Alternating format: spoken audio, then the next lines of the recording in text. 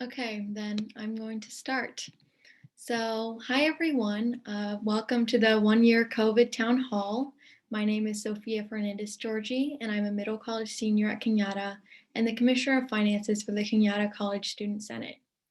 I'm grateful for the opportunity to introduce this event, be here with you all, and take a little time to reflect on this academic year.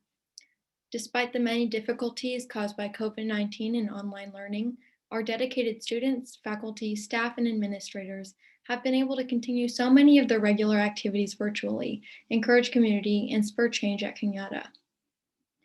I am the chair of our Student Senate Technology Initiative, and I feel grateful that our student leadership team has partnered with our College Technology Committee, Dean of Planning, Research, and Institutional Effectiveness, numerous faculty members, as well as our administrators on creating and sharing technological resources that are more easily accessible to students. This includes working to ensure data is collected on students' experience accessing resources, advertising the ability to share and rent free laptops and Wi-Fi hotspots, working with the district on campus drive-up Wi-Fi, and vocalizing student perspectives on online learning in this virtual world. Of course, our consistent collaboration with our faculty, staff, and administrators has allowed us to have a more significant impact. One positive aspect of online learning is that more students are able to attend college and district meetings, and that has helped us in shaping our decisions and initiatives. We hope to continue to work together now and in the future, whatever that future may look like. Thank you.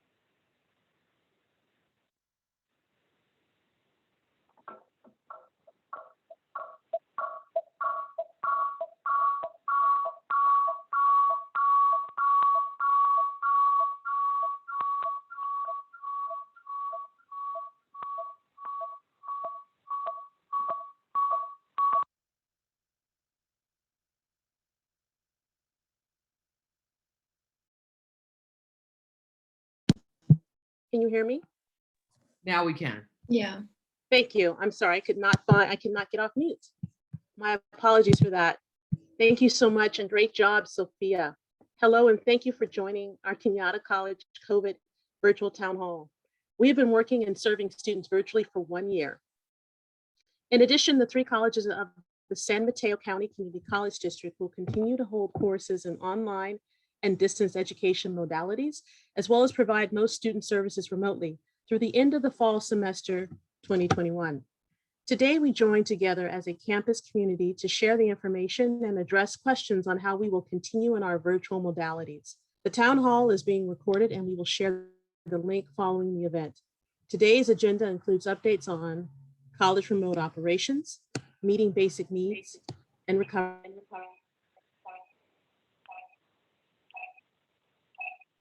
Dr. Mori went out again.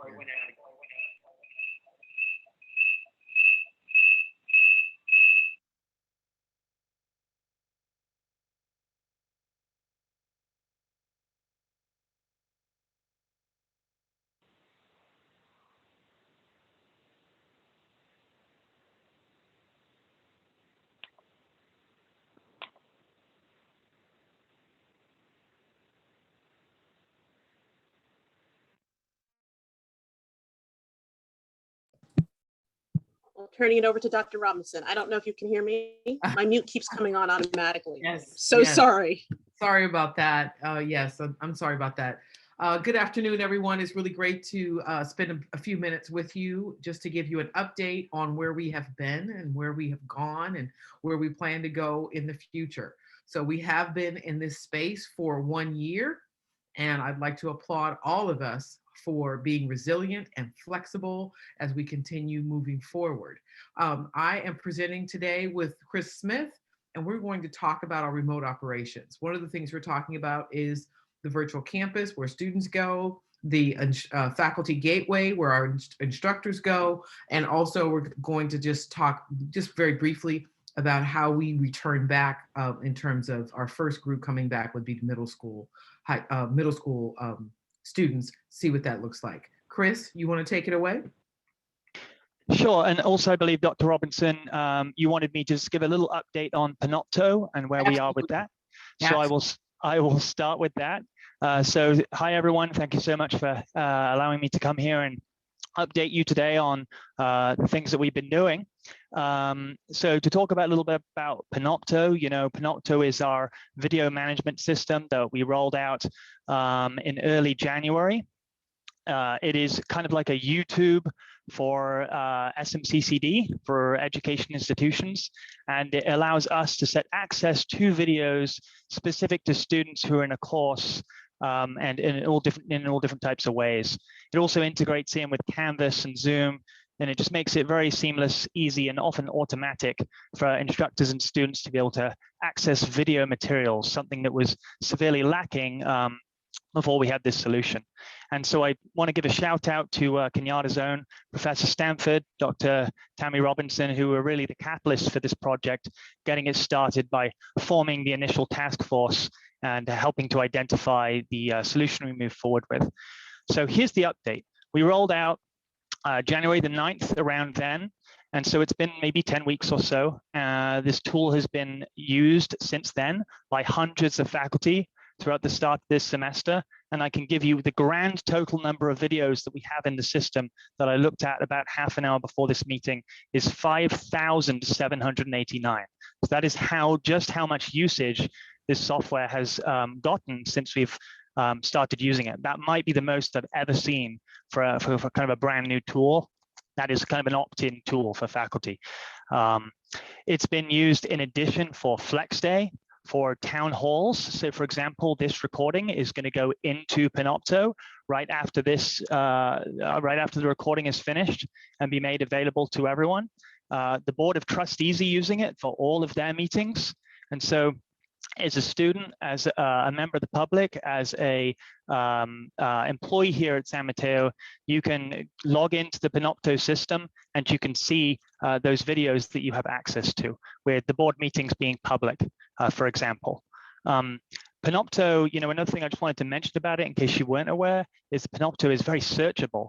So if you don't mind me sharing my screen, which I'm going to need to do anyway to show off the other websites that we've been working on.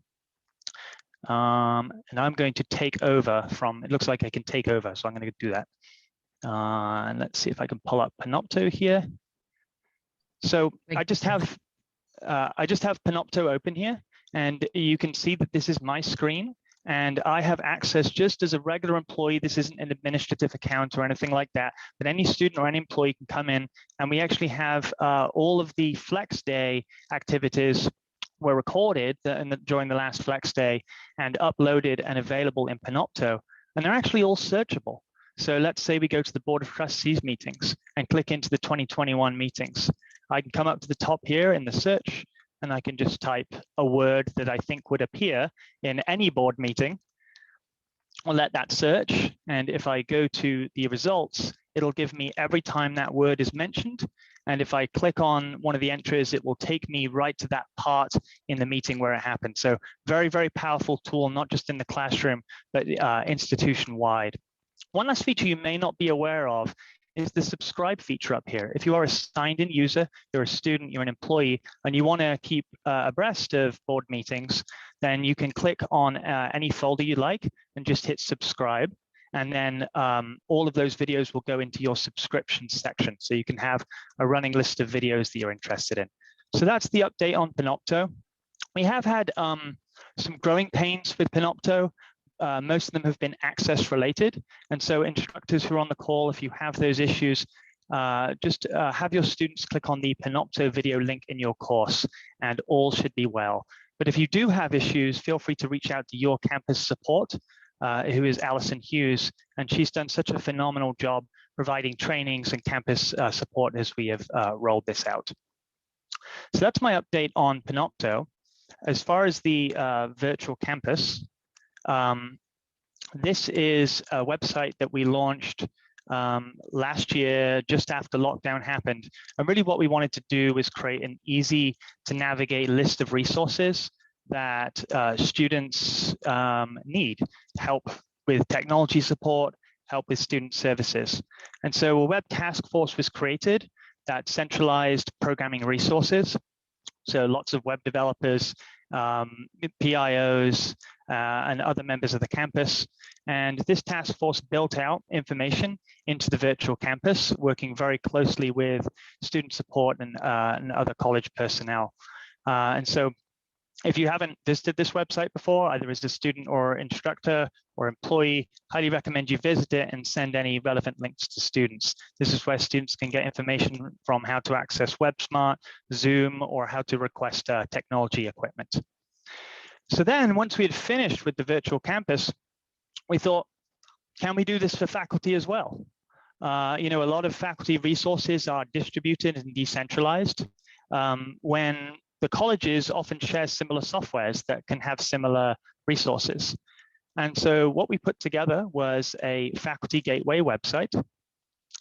We worked very, very closely with the professional development folks, members of the library, ASLT division members, instructional designers, the instructional support team.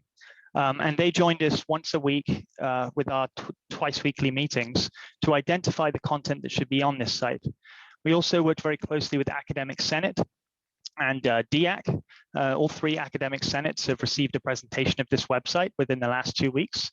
And we have received a lot of feedback, and we're going to be making changes based on the feedback, because, you know, this site is really by faculty for faculty and just facilitated by ITS, PIOs, and the kind of the web task force.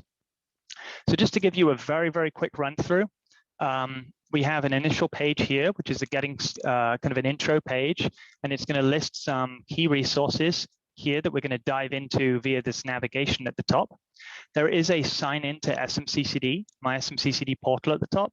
And this is something that we're adding to a lot of the new pages we build to give you easy access to the different applications that you use. Then we list the instructional support at your campus. And so we just have one website for each campus. CETL for Cañada is listed. And if you click through, it will open up the CETL website. We also have a campus contacts link. And actually one of the things we're going to do is make this a lot more prominent based on the feedback. But if I click on this, this is actually a link of contacts for all of the different kind of tech needs that you'll need as an instructor. And so, for example, you can filter down this list and click on just Cañada, and you'll get a list of all of the Cañada support folks. And then you can narrow it down even further to example, access with Canvas and technology support. So hopefully this website will give you a quick way to identify who you should reach out to, which is often something that can take place over 2 or 3 emails. Hopefully this gives you a quicker way to get there. And we're looking to add more information to that. In addition, we have a getting started page. This is really intended for new instructors or continuing instructors who are looking for more information. We have the Quaddle training information right up front and center, followed by the instructional softwares we use. One of the pieces of feedback we got was, could you add the door card to this? So that's one of the changes that we're going to be adding. But if there's other things that you think should be here that are really you know, prime to what instructors need to do when they're getting started, just let us know. We also have a selecting textbooks section that we're still in the process of building out, concurrent with these ETC OER conversations that are happening at the campus levels. And then at the bottom of this page, we have a link to the AFT website and to the District Academic Senate website. The instructional technology page, right now, we just have 6 key applications on there, including Panopto that I mentioned earlier, Canvas, Zoom, and other tools. And really, this is just supposed to be an initial launch just to get you access to some centralized resources for these tools. And the intent will be to add more to this website and more resources instead of building out the resources at the college websites themselves. So really centralizing here. So here's where you come for all of your information related to tech tools that you can use as an instructor. Now it gets a little bit more simple. Professional development pages on each of the college websites have a lot of information on them already. And so really we've just provided links to those websites from this page. But I think the intent is to work with the colleges and the stakeholders and the content owners to centralize some of those resources in this website at a later date. In addition, there's some human resource training programs that are not really specifically for faculty, but faculty can take advantage of, such as unconscious bias training, other training opportunities from HR, and training that is mandatory through keen and safe colleges. Just two quick final pages. One is supporting my students page. You know, the need came up during the discussions that we had with the colleges about this website. You know, how can we support our students as instructors? How do we give students access and help to resources?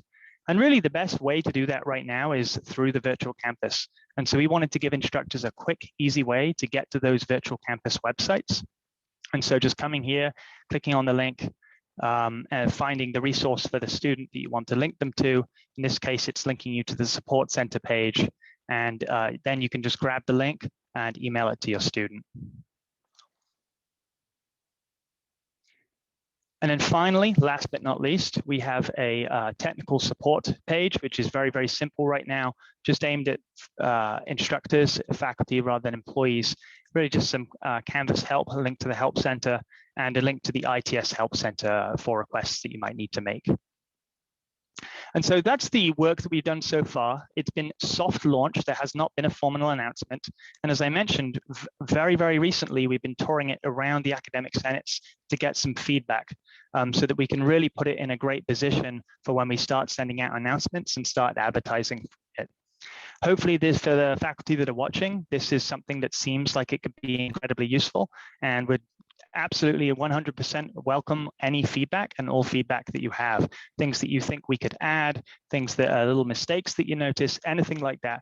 Feel free to message us. We're listening, and we want this to be a fantastic and powerful tool for you. So after I get off the mic here, I'm going to drop my email in the chat, and feel free to email me and let me know your feedback. Thank you very much. Chris, always incredible. Thank you so much. Thank you for that, Chris. Yeah. And as Chris has completed his the virtual campus look, we also wanted to just announce a little that we are working to safely bring our middle college students back to college, back to the campus. And so that work is being done, and we will be sending out notices and newsletters to parents and to our students so that everyone is very aware about the safety protocols and things that we will put in place. We're doing it as a district, and also again as individual colleges, as we all have a middle college on our campus. So again, our first space is to be sure that our students are safe when they return. Thank you so much. That concludes our portion of the town hall. Thank you so much again, Chris, and thank you all for listening. Thank you. Thank you. Thank you, Chris, and thank you, Tammy. Next up on the agenda, we have meeting basic needs. I'd like to welcome to the mic Dr. Lee and Dr. Wong. Dr. Lee, take it away. Thank you, Dr. Moore. So I get the pleasure of presenting information about the Personal Counseling Center and our new service. Can I get the next slide? There we go. So the new service I'm so excited to announce is Kenyatta Talk Now, which is personal counseling 24/7 for students. And you can find the link right on our main page there. I uploaded directions on how to sign up. Students have been texting me or calling me to help them walk through the process. It's quite easy. And then they can talk to a licensed therapist in the state of California 24/7. And they actually have the option to also, if you see that bottom right corner, to click on profiles of the therapists who are online at the moment and check out their bios and check out if they're bilingual. So there are bilingual therapists available. And it's not only for students. I'm very excited. I just learned it's for staff and faculty as well. But we will be charged at cost. But for students, it is completely free and very, very lovely to have this as a resource for all our students, especially in the evenings and weekends and holidays. So please spread the word. Thank you. Thank you, Dr. Lee. Dr. Wong. Hi, good afternoon, everybody. I'm Spencer Wong. I'm the medical director at Kenyatta College's Health Center. I am a physician that's board certified in family medicine and obesity medicine. And prior to joining Kenyatta, I was an attending physician at San Joaquin General Hospital, teaching and supervising residents at a family medicine residency program that's affiliated with UC Davis. So I do have a passion for medicine and education. At our health center, we continue to provide free and low-cost services to the students of Kenyatta, even during campus closure. The services have really transitioned to telemedicine appointments at this time. And if during the telemedicine evaluation, the provider determines that a higher level of care is needed, the student can be referred to our local community clinics and also the local hospitals for in-person follow-ups. Getting a virtual appointment is quite simple and convenient. All you have to do is really just follow the instructions on our website, with the process primarily being either via email or telephone. You do have to have your G number readily available if you are trying to make an appointment. Now, many of the details of the services that we provide are already outlined on our website, but some of the highlights do include sick visits, contraceptive counseling, prescribing necessary medications and refills, and including laboratory orders that we can order for you for various reasons. We continue to serve the students and the staff at Kenyatta with TB clearance, and also the newer role of providing COVID clearance prior to resuming activities on campus. Now, in addition, we have been hosting educational webinars with our community partners like Planned Parenthood. Similarly, we're partnering with our Personal Counseling and Disability Resource Center this upcoming April 12th through 15th in hosting a wellness fair, where we will be presenting a variety of topics focusing on improving the health of our students, including stress reduction, technology, and the wellness related to that, along with COVID-19 related updates. Now, the health center staff has also partnered with San Mateo County Health in providing free flu shot clinic for students, staff, and faculty this past winter. And we hope to provide a similar service with COVID-19 vaccine in the near future. Now, we look forward to the days when we're able to actually spend time and take care of you in person. But until then, please know that the health center staff and myself are here to serve you. Thank you for that, Dr. Wong. Next slide, I think I have a brief update on basic needs, food distribution. So as we reach the 1-year mark of the COVID-19 pandemic in our region, the San Mateo County Community College District Emergency Food Distribution Program has provided free groceries to more than 50,000 families. The CSM food distribution site has operated on Fridays for 40 weeks and Wednesdays at Skyline College for 20 weeks. Over that time, the district has distributed a combined 2 million pounds of food worth 3.8 million to the public. The program is a partnership with Second Harvest of Silicon Valley, which provides food boxes to district sites each week. The distributions rely on a network of district and college staff who volunteer their time, as well as volunteers from local companies and other organizations. Prior to the pandemic, Second Harvest of Silicon Valley was already providing food to about 260,000 people per month in the Bay Area. By summer 2020, that number skyrocketed to more than 500,000 people per month. Next slide, please. Other SMCCD emergency programs. Before the pandemic, the food insecure students were able to pick up weekly groceries at their campus Spark Point Center.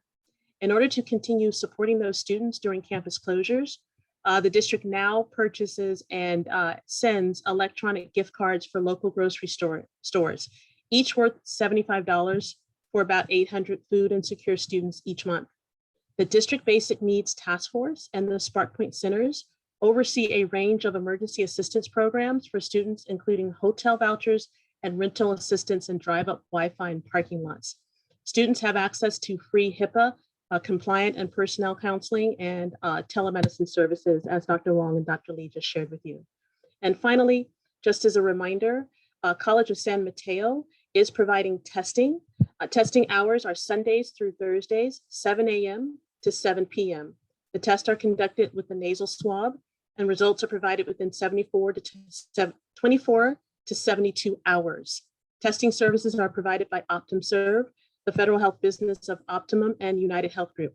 This site has the capacity to test 1,000 people per day. I now would like to turn it over to Dr. Erin McVean, Vice Chancellor of Educational Services and Planning, and Dr. Manuel Alejandro Perez, VP of Student Services, to talk about recovery. Thank you. Great. Thank you, Dr. Moore. And hello to the Kenyatta College family and community out there. Good to see so many familiar names today. I'm going to share my screen. So if stop some others, we'll go into this one. And here we are. Move some folks to the right. You know, all the little Zoom pieces. Get this over here, put that over there. All right. So I'm here to talk a little bit about where we are in the district's recovery planning process. So we have been in an emergency response mode just over a year now, stuck in this rectangle here. And now we are transitioning to the next phase in what we call recovery planning, right? So looking forward with a little bit of optimism and a little bit of hope, and trying to see what we can get back onto campus beyond what we've been doing so far.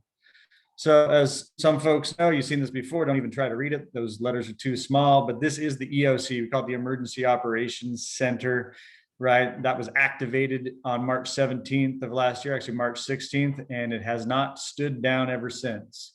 You may hear this called the shadow government, but it really isn't. It's really clear. These are all the people that you know across the district working in all these different areas and branches in order to make sure that we manage this pandemic for the district.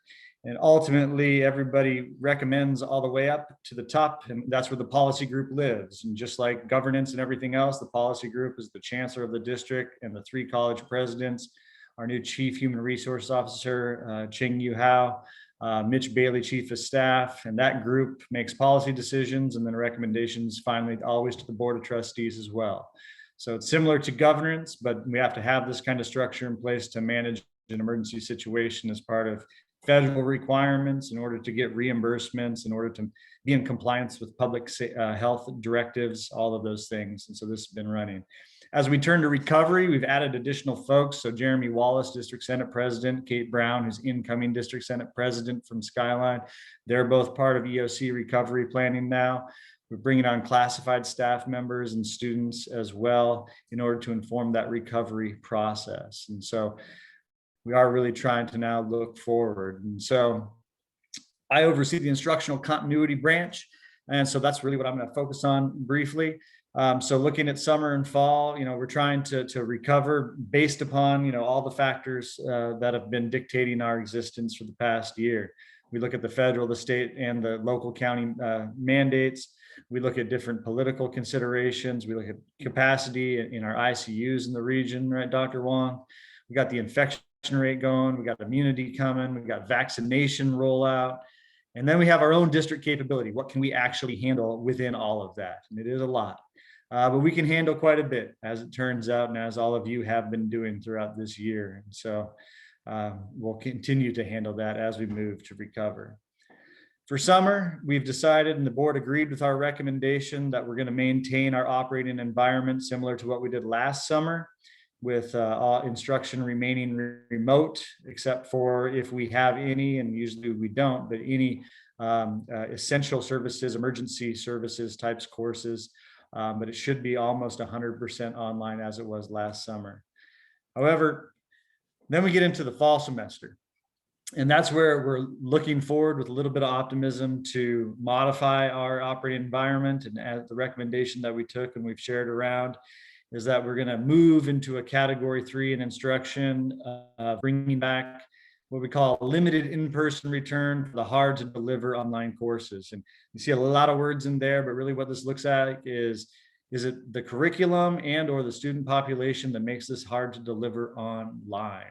And so this includes things like our performing arts, kinesiology, athletics, dance, some of those areas that have just been hard or actually impossible to deliver in the online environment.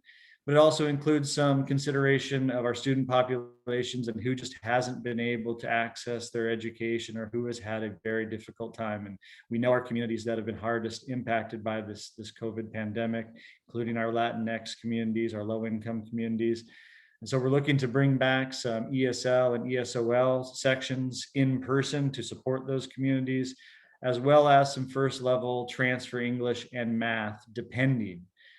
And I say that depending because it really does depend. So, first of all, this is about comfortability for folks coming back. We are not in a mandatory return to campus situation yet. And so this is really looking at if folks are vaccinated, they're comfortable, their situation allows, are they willing to teach these sections for us? The other piece is I can't guarantee students are going to return even if the sections do. And so that's going to be another consideration in all of this. Can students get to campus? Will there be transportation? Are they going to feel comfortable being here? Can we have food service? Are we going to continue the positive direction that we've been going through the colored tiers of the state recovery? And that means uncertainty is pretty much the name of the game right now. I am optimistic. I have hope. I think we're going to continue to move forward. But if you tell me to guarantee it, I just can't yet. And we're trying to get there, but this is how we're moving forward. And so, some will call it an overly cautious approach. It all depends on where you get your news, I guess. But this is the recommendation that we gave to the board, and they agreed with us, and we appreciated that support. But as we can, we will look to continue to bring back different parts of instruction. And just as a refresher, we have been doing things. Cañada, you've had 240 folks on your campus this last spring semester. Athletics, which has been moving along with the tiers and has a lot different requirements than a general student population. They moved in what we call phase 3 practice, and they're looking at phase 4, possibly competition return, as soon as April. We've had 27 different presentations to our operations branch from them, led by Andreas Wolf, Matt Lee, your athletic director, and Joe Morello from Skyline. We've had all of these other courses though, anatomy, biology, rad tech has been going on. So we've had folks, and I'm pleased to say that because of our health and safety protocols, because of everything that we've put in place, because of all of you working together and your commitment, we have not had any on-campus transmissions of COVID. We've had folks who've been exposed, outside. We've had folks go into quarantine. We've had entire sections of classes go into quarantine based on a potential exposure, but we haven't had transmission on our campuses yet. I say yet, fingers crossed, but it just shows the thoughtfulness that we've had during this pandemic and the hard work that EOC has done to keep us safe. And safety has been really the focus, the name of the game. So with that, as we look to recover, we sat out an instructional faculty survey that really informed the recommendations for summer and fall for the instructional schedule. Currently, we have a non-instructional faculty and staff survey out that's been distributed and closes this Friday at 8 o'clock. And Monday, we had over 450 participants in that survey. I expect several hundred more to come through by Friday. So if you haven't had a chance, please do fill that out. We really appreciate and value that input on recovery. And then we're drafting up the student recovery survey right now. The deans of pre, working with district research, are drafting that up and be circulating that for review. And we hope to launch that soon after we return from spring break, so we can take in the perspective of students on what our recovery plans are as well. So with that, I'm going to turn it over to Dr. Perez, and thank you all for having me here today. I'll stick around for questions as well. Manuel? Thank you so much, Dr. McBean. So what you have just heard from our Vice Chancellor is an overview of the entire process at the district level for recovery for each of our colleges. What I want to lend a little bit of insight to right now is the student services recovery and continuity planning, that branch of this conversation. And before doing so, I want to extend an additional thank you to Dr. Lee and Dr. Wong for really centering and reminding us about the needs of our students, the needs of our faculty and staff, as far as health, wellness, and just general and overall well-being of our community is so critical during this time. So as is very much in the style of Cañada and the heart of our campus, and furthermore, catapulted through our essential student support services, I want to take a quick moment to just pause and remember that as we're building healthier and safer and more robust support services for our campus, that we also need to take a moment to monitor and scan where we are at with all that is going on in the world these days. And so I do want to take at least a 10-second moment for us to think and reflect and kind of sit with all that is happening in the world at the moment with COVID-19. Maybe Atlanta comes to mind for you. Maybe Boulder comes to mind for you. All of these impact our well-being and our health. And to talk about rebuilding and recovery without honoring where we're at right now, we want to make sure that we can take a moment. So we're going to take 10 seconds just in silence and in power to kind of sit with that and acknowledge where we are at right now.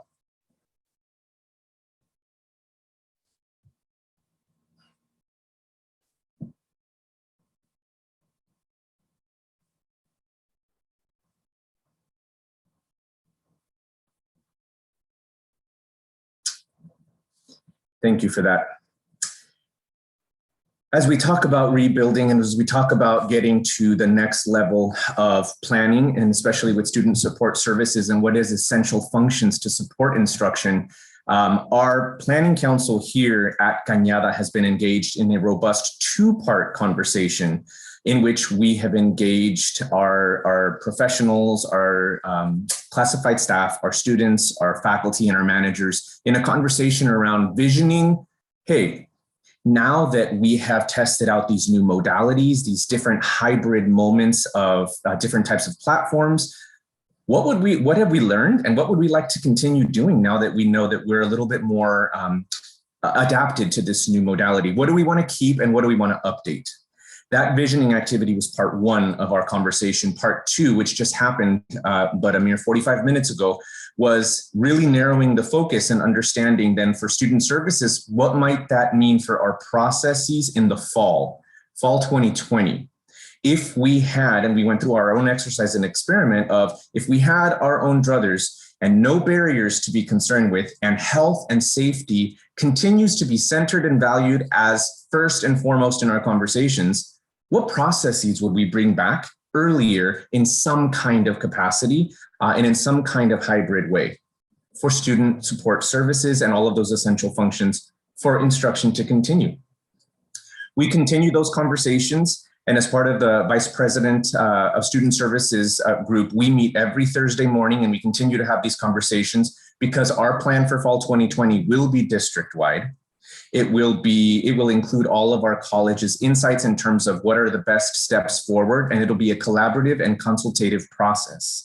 So please stay tuned for more information as we gather more data from our respective colleges. But this is an ongoing conversation that we have, and our hope is that we can continue to ask ourselves the question, in what way can we positively impact students' experience if we had control over some of our processes for the fall? And the vice presidents are really taking this to task, and that will be part of our continuity and planning.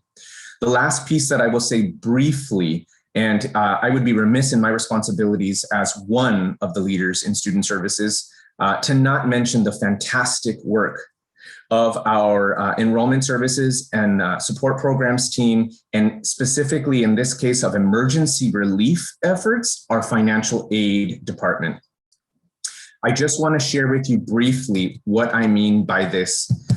You likely have heard mention of the CARES Act, which was most of our 2020 time was spent in terms of emergency relief conversations, understanding what that meant for us in the way of institutional support, but also direct aid to students. Now, you may have heard, if you are in any of our planning councils or otherwise, about the second wave of emergency relief efforts, also referred to as CRRSA. If you've been following the news recently, you also now have heard about this third wave to emergency relief efforts, known as the American Rescue Plan. Each of these are slightly different enough, but what I am going to highlight for you, please let me know if you do not see a letter from our chancellor's office now, but you should be seeing a letter from our chancellor's office that highlights the differences of this most recent act, the third wave of HERF funding, which in this case, I'm going to draw your attention to the middle of the screen where my cursor is hovering, really means almost $40 billion in higher education emergency relief aid. What this means for our campus is that we have, as I've been referencing, a very beautiful and elegant problem to have from an operational standpoint. Our financial aid leaders have been working tirelessly and making sure that this is something that we do quickly and efficiently for our students. We need to get this funding out. For a different perspective on this, our current staff has dispersed 5 different cycles of just emergency relief, right? And we're getting ready for an average of about 4 to 6 more cycles of disbursement. This is only emergency relief as a result of the pandemic. I am not sharing with you all of the other disbursements that happen as a result of our typical financial aid cycles. So my proverbial hat is off to our financial aid superstars, our interim dean of enrollment services and support programs. This has been a Herculean effort that has been absolutely underscored and supported by our vice presidents of student services, instruction and administrative services, and our college presidents. So student services has been very much at the forefront of making sure that our students, faculty, and staff have what they need. And we welcome any questions or inquiries that you might have. I feel humbled to serve in this leadership role for the district in helping to streamline this for student services district-wide. And I welcome any questions that you might have. But with that, I'll toss it back to you, Dr. Moore, for any moments in closing. Thank you for that. Thank you for that wonderful presentation, Dr. McBean and Dr. Perez. I'd like to thank everybody who has been on the mic and sharing invaluable information for our campus community. I also would like to take this moment to thank the wonderful collaborative partnership we share with our Classified Senate President, Jeannie Stalker, and our Academic Senate President, Diana Tadone, helping us to move a tremendous amount of shared governance processes and procedures forward in a very collaborative way. We are now at our section of the town hall where we will be taking Q&A, and I'm going to turn it over to Megan and Hyla, who will be available to facilitate that. But I'd like to thank the cabinet team. I'd like to thank our extraordinary students and our staff for just doing great work during a pandemic and hanging in there with all of us. Thank you. Turning it over to you, Megan. This is the Q&A section. Thank you, Dr. Moore. At this point, we invite everyone to submit their questions in the chat section that's located at the bottom of your Zoom screen. Please feel free to submit your questions now.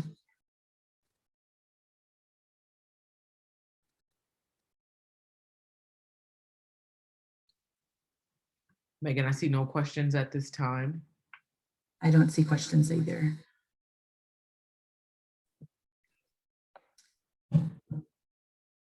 Oh, we have a question. Will staff and faculty and students be required to get a vaccine in order to return to campus?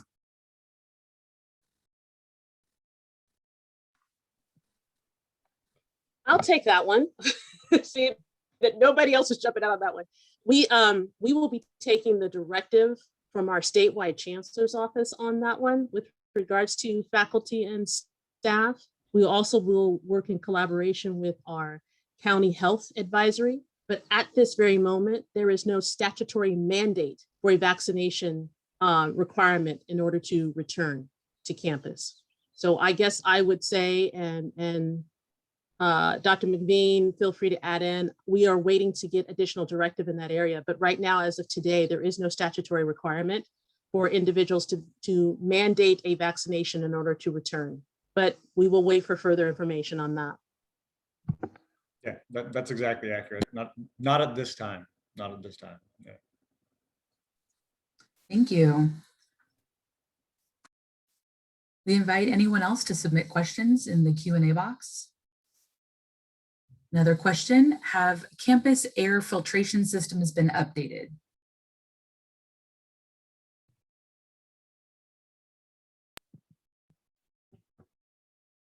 Okay, I'll take that one too. Under our CIP program, yes and no. Yes, in the sense that they are checked on a regular basis and they are also monitored by Karen Pinkham and her team, so they meet county and state requirements. I don't know if they've been recently updated as of a month ago, but I do know that Karen Pinkham and her team do adhere to the county and state guidelines with regards to ventilation and infiltration. So I hope that answers the question. That is a requirement that happens year round, and they will continue adhering to those requirements. I don't know if those items have been tweaked or changed with regards to being in a pandemic, but I do know that they continue to monitor and update and provide reports with regards to that information. And it looks like Vice Chancellor Nunez has also chimed in saying that that systems have been installed in all buildings. Another question, will the CARES Act or new passed legislation cover costs for updating video capability within our classrooms? I can start on that if that's okay. So this is why also in working with Dr. Benani, I am also kind of speaking this out so that we remember that we are going to update and upload these documents that I shared in terms of the comparisons between the types of funding to our financial aid website so that folks can get a sense of the differences between the types of funding. So CARES Act itself was part of that first wave of emergency relief efforts. And virtually all, and I would say Graciano can check me on this, on these data that I'm sharing, but of the funds have been expended, given that those funds went directly to either direct student aid or institutional expenses. And of the institutional expenses, we covered things like professional development, our quality online teaching and learning, and a variety of different pandemic impacted services for the campus.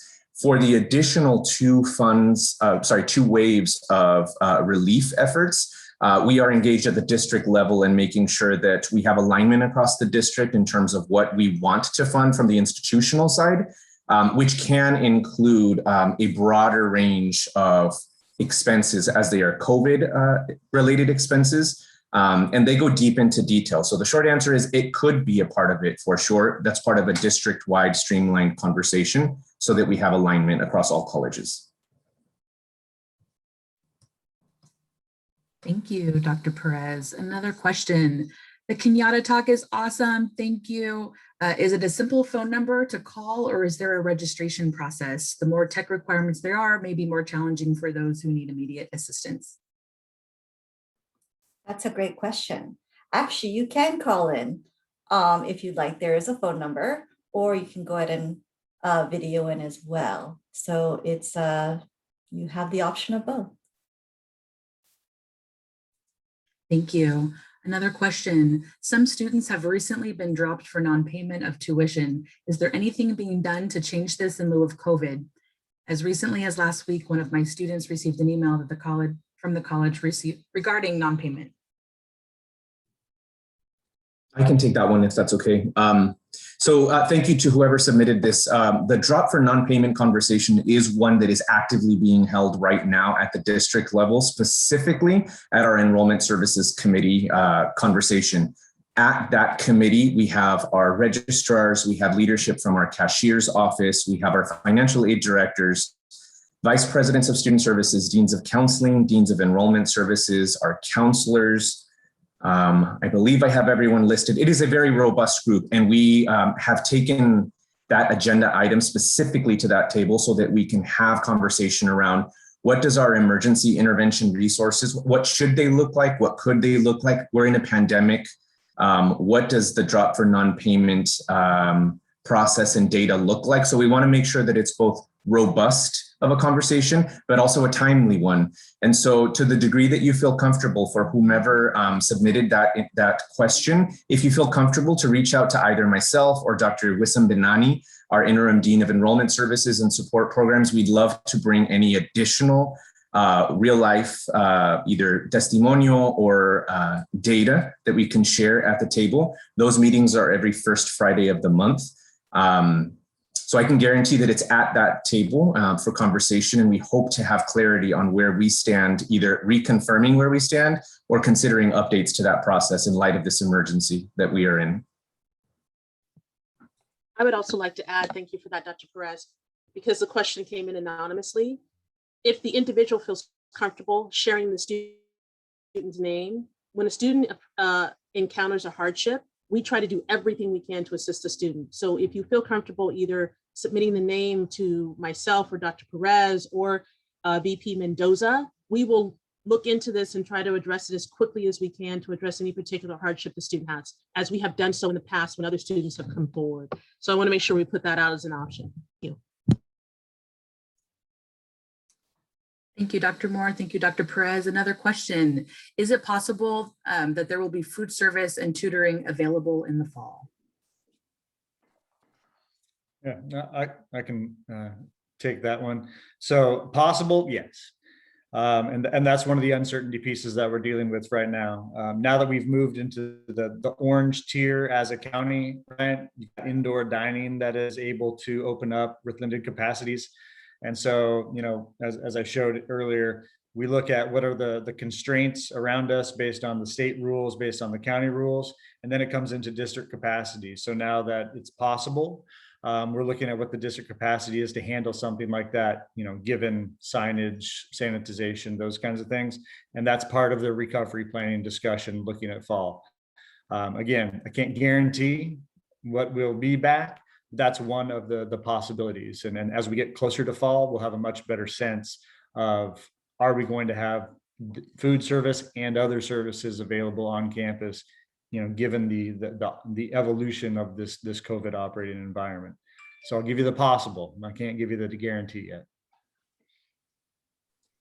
Thank you, Dr. McVean. Another question, is there support for student fees and support for non-payment for international students?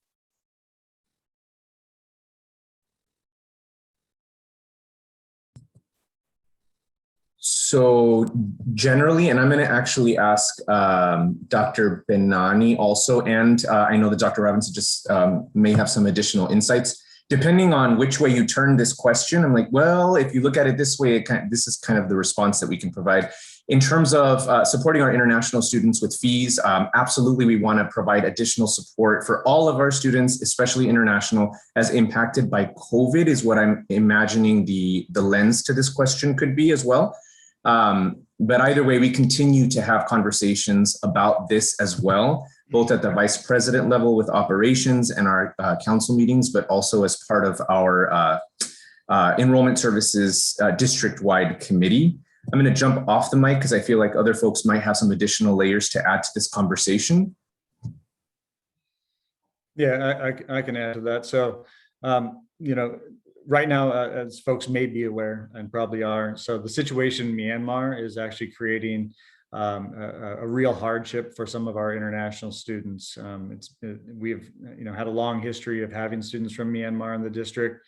We do have some students who are both here in the US still, as well as who had returned home due to the pandemic, but are enrolled in our global online learning program.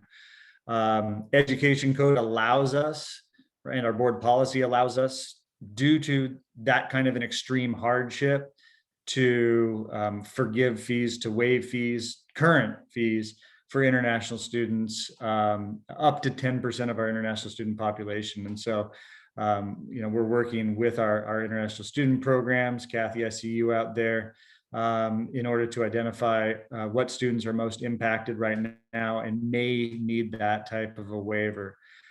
It's for the current situation, right? So we don't, it's not something that is done before students arrive, right? We don't waive fees for international students before they arrive, but sometimes these types of disruptions happen, and this is a major one. And so as individual students come forward with that potential need, we've got a review, we've got a process for that, and then there is the potential to forgive that debt for international students. Thank you. These are all wonderful questions. Thank you so much. I don't see any other questions in the chat, so this is the time to submit if you have any questions before we wrap up our town hall.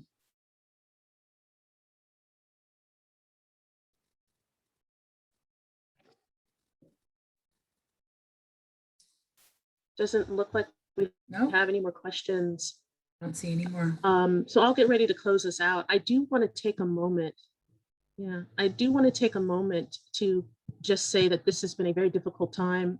And I want to just acknowledge what has been happening all over the country, but especially in our community with regards to our Asian brothers and sisters. As you can see with my backdrop, we want to let you know that we see you and we're here to support you. And if you need anything, please come forward and let us know. We know this is a very difficult time, and we know that people are hurting. Please know that you have access to EAP services. As also Dr. Lee has pointed out, we have 24/7 counseling, but please know that we are here to support you in any way that we can, and that we are horrified by what's happening in the Asian community, and that Kenyatta, in standing against racism, also stands against this violence as well. And I wanted to make sure that I took a moment to acknowledge that. So I want to thank you and thank everyone for attending. I don't know if I saw one last question or maybe there isn't, but if there are no more questions, I would like to thank our panelists. I would like to thank all of our students and staff for attending and participating. We have a board meeting at 6 o'clock. Just a reminder, if anybody would like to jump in, we're going to be honoring our classified employee nominee of the year. So a shout out to Vivian Hung, who is our Kenyatta College classified employee. But I once again want to thank you for the great work that you're doing. We will get through this. Stay strong, stay healthy, and please know that we are here to support you. I'd like to thank everyone for attending our town hall. Thank you.